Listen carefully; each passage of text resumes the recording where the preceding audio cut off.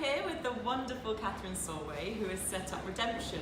It's so nice to be back with her because she worked for Virgin for 17 years, and with me we crossed over for 3 of those years, which was absolutely wonderful. Yes. So I'm really happy to be here in your restaurant. Welcome, thank you for coming. Yeah, thank you very much. So Catherine, you were marketing director of the Virgin Group. What made you leave us and come and set up this wonderful restaurant? Well, it's a really difficult decision because I was there 17 years and it was the only place I felt like I really belonged, you know, not school, not university, but I got to Virgin and everybody was from different backgrounds but came together in this lovely melting pot, and they were just such wonderful years. I started when I was 22, I think it was. I grew up really in Virgin, made a lot of mistakes, and I think I felt that if I didn't, I was approaching 40 and I thought if I don't leave now, I'll probably never leave. And I'd had all this experience of starting businesses and I had the real entrepreneurial bug, and a lot of people say they have a book in them, and I just felt I had a brand in me. I wanted to create something.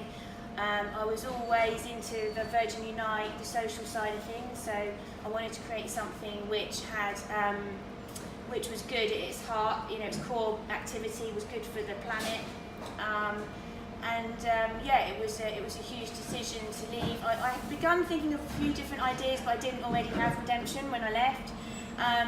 Was that a scary moment to leave without your next step sorted? Yeah. I mean, I guess I was a bit spoilt by Virgin. You know, I thought I could do anything and it wouldn't be too difficult and it was going to be quick. I then went travelling with a guy who was really like an alcoholic, and so that went pear-shaped very quickly. And I ended up coming back to the UK, and then I went and licked my wounds in an ashram in Goa doing yoga, as you do, all the cliches. But it was there that the first idea started to come for Redemption, because the guys running the ashram, they said, oh, we have an alcohol licence, but we don't serve alcohol, because if one person has a drink, then by midnight everyone's drunk, and then it's putting them off their yoga. And I was like, oh, that's really interesting. Is it like you have to remove alcohol entirely for people to be freed from it? And they said, yeah, it's exactly that. So it was like, seed, entrepreneurial seed. And then I got back to the UK and the alcoholic guy wanted to meet for a drink, and I thought, where can I meet him where it's not going to probably end in chaos? And I thought, I can't think anywhere in London that would be, you know, cool but no alcohol. Another entrepreneurial seed. And then I started looking at all the statistics and seeing at the Office of National Statistics reporting young people drinking coming down and down and down.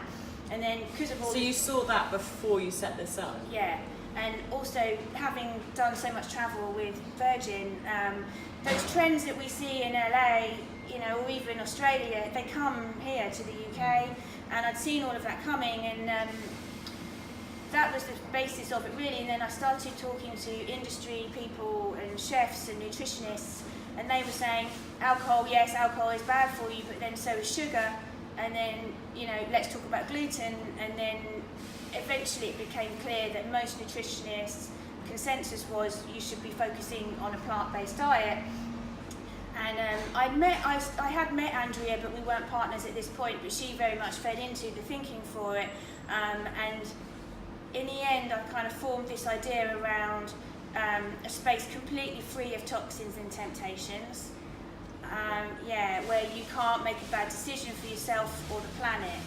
And so the bravery was to go the full hog of being, you know, 100% vegan, alcohol-free, sugar-free, wheat-free, which is, you know, a lot of people were saying, well, that's really niche, but I was saying, but at least it's distinctive, and I know from marketing, if you could be distinctive, that's half the battle won.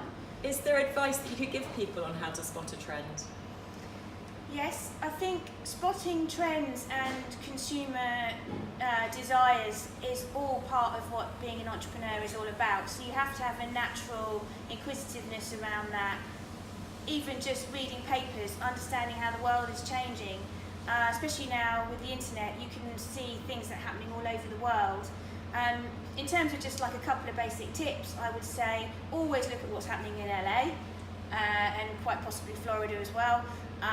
Anything that happens in America tends to find its way over to here.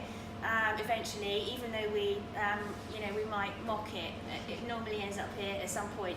And also the Office of National Statistics, they constantly report behaviours of the public, and you can see some really interesting stuff in there. And so perhaps if you've got the grain of an idea, go and check to see what's happening with that kind of behaviour with the Office of National Statistics. And that's an easy thing to just look up on the website? Yeah, free of charge. It's a government statistical thing online.